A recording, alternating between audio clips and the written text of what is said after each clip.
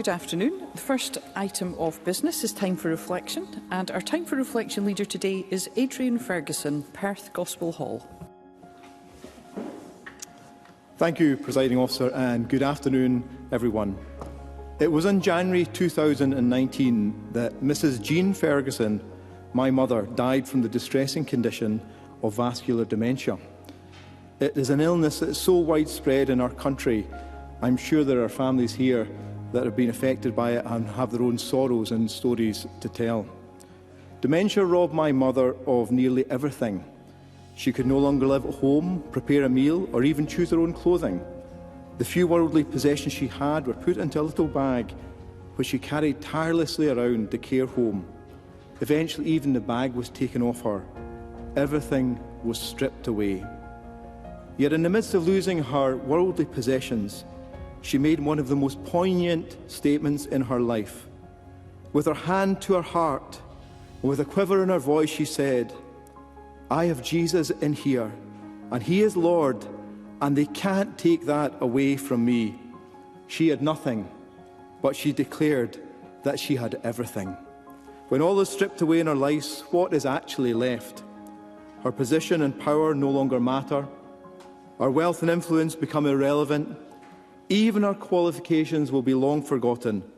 For Mum, what was left was the love of God and our faith in Jesus Christ. This is what mattered above everything else. The promise of Jesus is, "Whoever comes to me, I will never drive away." Jesus does not want to be a mere historical figure. He wants to be in our lives and fill every fibre of our being. He is the living God who provides new birth to all who follow Him.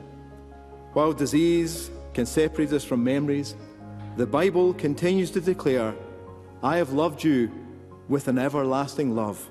God's love never runs out.